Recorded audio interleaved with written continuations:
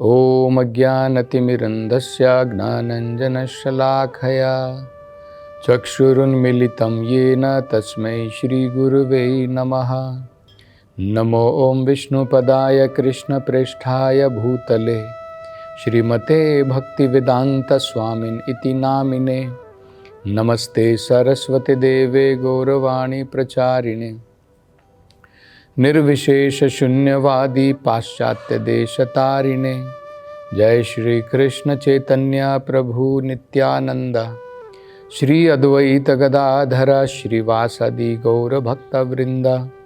हरे कृष्णा कृष्ण कृष्णा हरे हरे, हरे राम राम राम हरे हरे। हरे कृष्ण।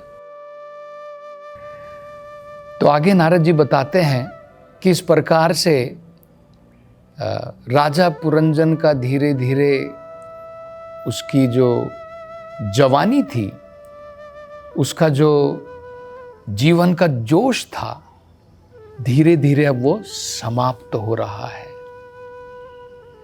उसने सोच लिया था कि मेरे जीवन का ध्येय केवल काम वासनाओं की तृप्ति करना है, मेरी पत्नी के साथ में अनेकों प्रकार की मेरी जो काम की इच्छाएं हैं उसका भोग करना, यही मेरे जीवन का लक्ष्य है। तो इस प्रकार से उसकी जवानी जो है धीरे धीरे बीत गई।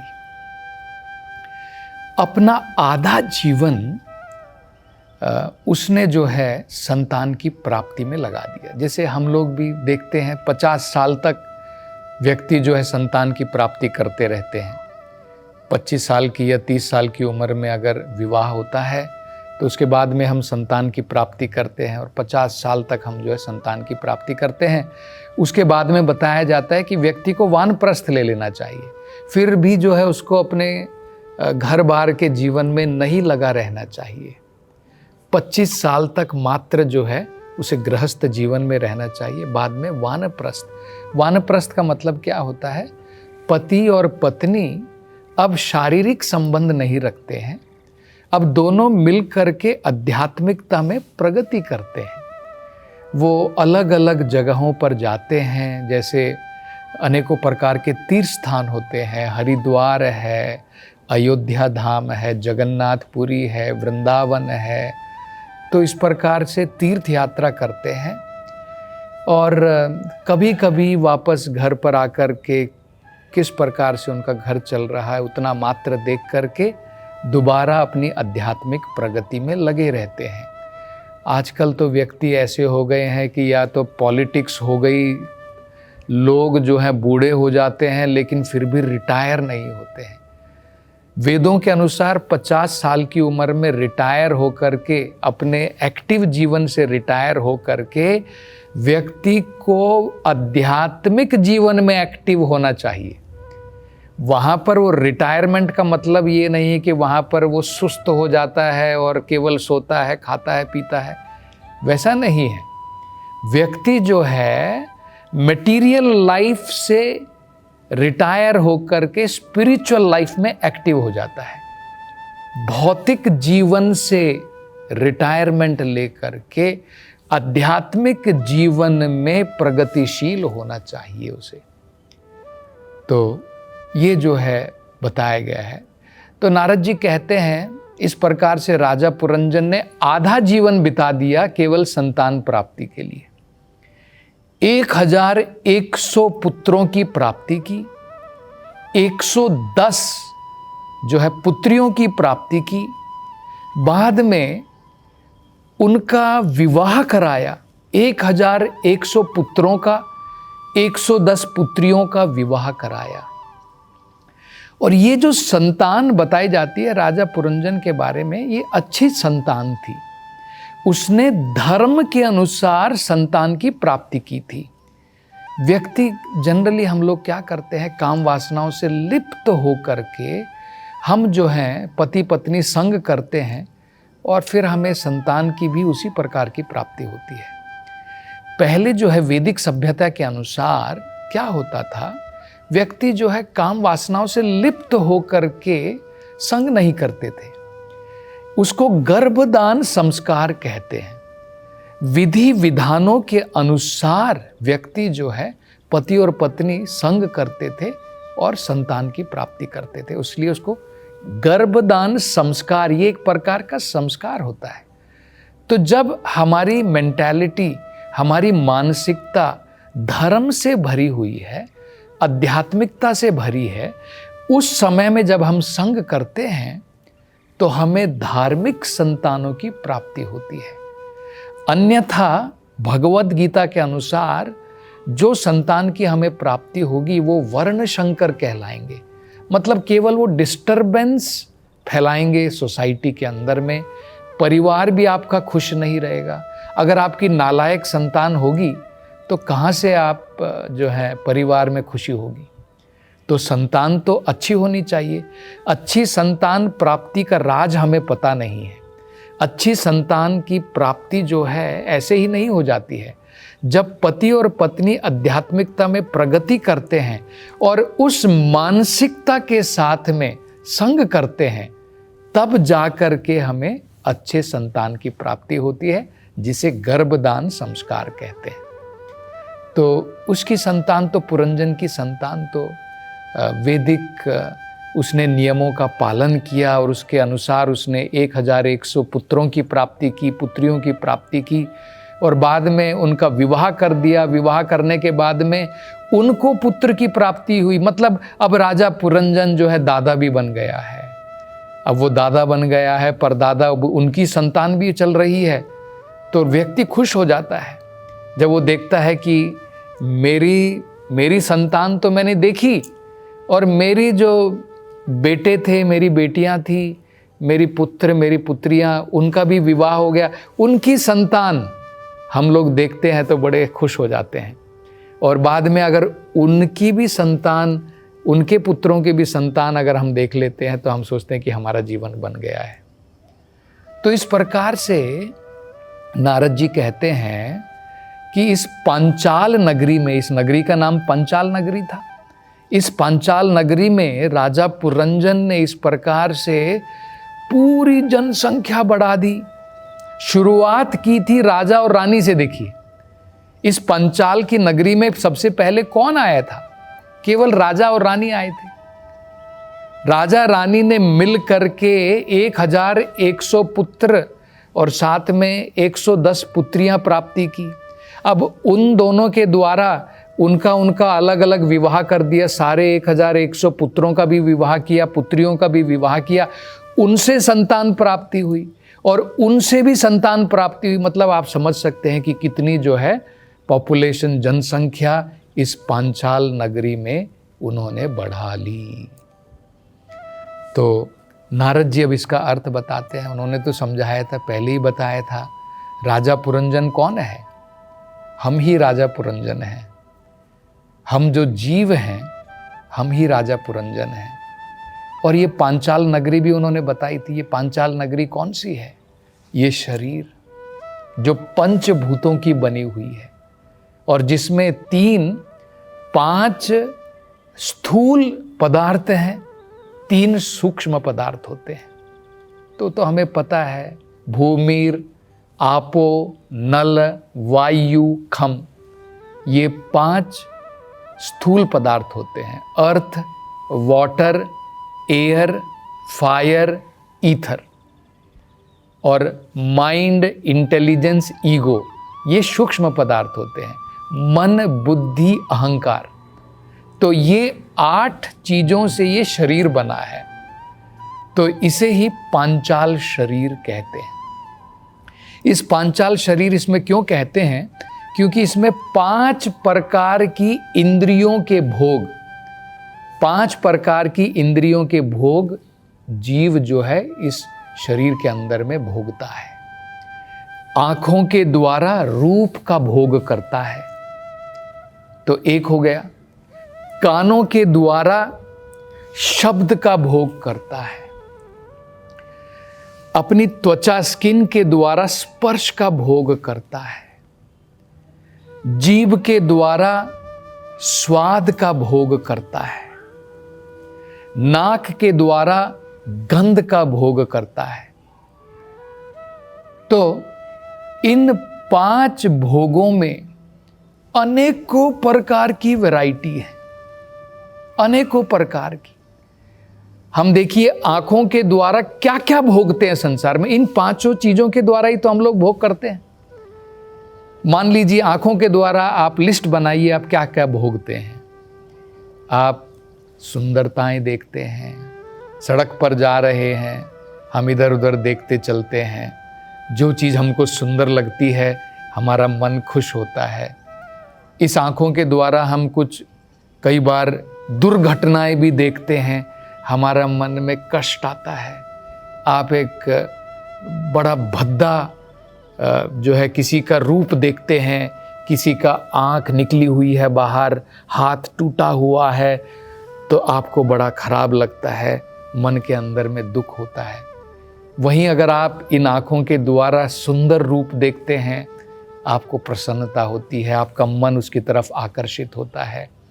आप नेचर की ब्यूटी देखते हैं, आप कहीं पर जो है ऊटी के लिए जाते हैं, मैसूर जाते हैं, अनेकों प्रकार के पिकनिक के स्थानों पर देखना चाहते हैं, क्योंकि आपकी आँखें जो हैं सुंदर रूपों को देख करके जो है आनंद भोग करती है। इसलिए तो लोग घूमते हैं, विदेशों में जाते हैं, इधर जाते हैं, उधर जाते हैं। तो हम देख सकते हैं आँखों के द्वारा हम कैसे भोग करते हैं। कानों के द्वारा हम लोग सारे दिन, अगर आप ट्रेन में जाएंगे तो लोग देखिए कैसे लगे हुए हैं। आप कभी बैठ करके सफ़र कीजिए, प्रैक्टिकली जितने भी लोग बैठे रहते हैं सब अपने मोबाइल में लगे रहते हैं, कुछ ना कुछ सुन रहे हैं, कुछ ना कुछ देख रहे हैं और आनंद का भोग कर रहे हैं। ये पांचाल देश तो है। तो आँखों के द्वारा हम इतने प्रकार की चीज़ें भोगते हैं, कानों के द्वारा इतनी प्रकार की। एक व्यक्ति को मोबाइल मिल जाए तो पूरी ज़िंदगी बिता सकता है मोबाइल के साथ में।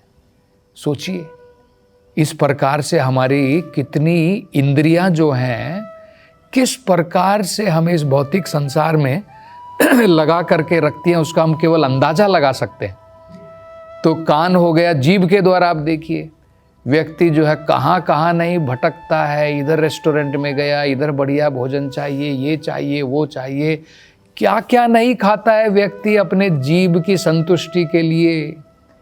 दूसरों के प्राण लेकर के भी खाता है, दूसरों को कष्ट पहुंचा करके भी अपने जीभ का स्वाद नहीं छोड़ना चाहता है और लड़ाई करता है लोगों के साथ में। नहीं, मेरा अधिकार है, भगवान ने हमें जीभ दी है, हम जानवरों को मार के भी खा सकते हैं, कोई प्रॉब्लम नहीं है, जीभ दी है भगवान ने। तो जीभ हमें देखिए किस किस प्रकार के भोग करवाती है।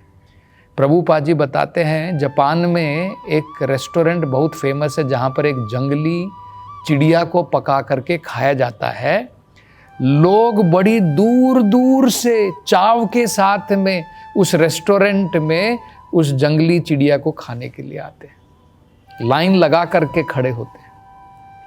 ये हमारी जीभ का कार्य है। इसी प्रकार से स्पर्श का हम लोग देख सकते हैं।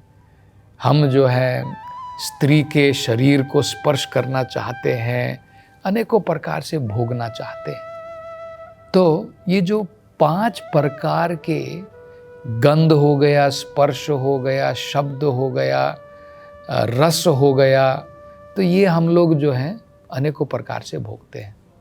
यही हमारे जो राजा पुरंजन की संतानें हैं, ये सारी संतानों के द्वारा हम लोग इस सिटी में, इस शरीर के अंदर में बंधित हो गए।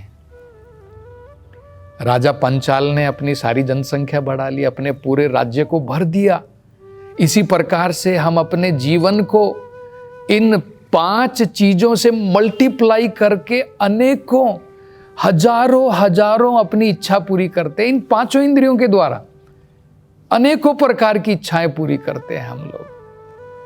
तो हमारा जीवन भी, हम लोग जो है राजा पुरंजन की भांति, हमने भी अपने जीवन के अंदर में हजारों पुत्र पुत्रियां, पोते सब पैदा कर लिए हैं। मतलब इतने प्रकार के हम लोगों ने भोग इस भौतिक संसार के अंदर में ढूंढ लिए हैं और इसके अंदर में हमारा जो है जीवन इस प्रकार से निकल जाता है। तो बड़ी सुंदर कथा जो है, बड़ी सुंदर कथा नारद जी बता रहे हैं कि राजा पुरंजन अपना जीवन किस प्रकार से व्यर्थ कर रहा है। तो ये हम लोग जो है यहाँ पर देख सकते हैं। इसके बाद में वो बताते हैं कि ये जो उसकी संतानें थी, अब इसने सारी जनसंख्या तो बढ़ा दी है, पुत्र हो गए, पुत्रियां हो गई, उनके पोते हो गए, पड़पोते भी आ गए, इसके द्वारा सारी जनसंख्या बढ़ गई है। अब आपने देखा होगा क्या होता है, अगर आपकी कुछ प्रॉपर्टी है, आपकी प्रॉपर्टी, ये जो आपके पुत्र होंगे अब ये प्रॉपर्टी को भोगते हैं, तो आपकी प्रॉपर्टी क्या होगी, बट जाती है, धीरे धीरे डिवाइड हो जाती है। अब उसकी प्रॉपर्टी वो भी डिवाइड हो जाती है उनके पुत्रों में। तो इस प्रकार से राजा पुरंजन की जो भी उसके पास में धन था, जो भी उसके पास में ऐश्वर्य था, अब ये जितनी भी उसकी संतानें थी, संतानों की संतानें थी, अब ये सब इसका भोग करने लगे और धीरे धीरे ये संपत्ति कम होने लगी। आपके बैंक में मान लो करोड़ रुपये हैं और आपके जो हैं 1000 संतानें हैं और 1000 संतान रोज 1-1, 2-2 हज़ार रुपये रोज निकाल रहे हैं बैंक में से, तो आपका बैंक बैलेंस उतना ही थोड़ी बना रहेगा। ये कोई अक्षय पात्र थोड़ी है कि भाई जितना निकालेंगे फिर भी उतना बना रहेगा, थोड़े दिन के बाद में तो खत्म हो जाएगा। तो अब ये आगे बताएंगे नारद जी कि धीरे धीरे ये सारी इंद्रियों ने, तो मतलब वो यही समझा रहे हैं कि हमने इतनी सारी इच्छाएं बना ली हैं, इतनी सारी इच्छा हम लोग पूरी करते हैं, हमारी वाइटैलिटी, जीवन की प्राण शक्ति, जीवन के अंदर में जो हमारी अनेकों प्रकार की शक्तियां हैं, धीरे धीरे क्षीण हो जाती हैं, कम हो जाती हैं। और अब क्या होगा, अब क्योंकि ये सारी संतानें जो हैं अनेकों प्रकार के भोग में लगी हुई हैं, अब राजा अलर्ट नहीं है।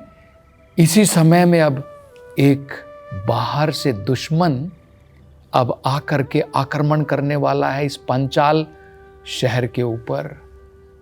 अब क्या करेगा ये राजा पुरंजन? ये तो व्यस्त है अपने संतानों की इच्छाओं को पूरी करने में, संतानों की इच्छा पूरी करने में, ये तो व्यस्त लगा है, अभी उसको पता भी नहीं चला है। तो इसी प्रकार से होने वाला है, हम इसमें व्यस्त रहते हैं अपनी अनेकों प्रकार की इच्छाओं में, हमारे ऊपर भी अब ओल्ड एज का अटैक होता है। इसके बारे में आगे नारद जी बताएंगे, उसकी चर्चा हम अगली कथा में करेंगे। हरे कृष्ण। भगवान श्री कृष्ण के पवित्र धाम वृंदावन में एक भव्य मंदिर नई ऊंचाइयों को छू रहा है। वृंदावन चंद्रोदय मंदिर, जिसकी ऊंचाई 700 फीट होगी। इसमें होंगे शिखर, आलीशान मंडप, अन्नदान हॉल और कृष्ण लीला थीम पार्क।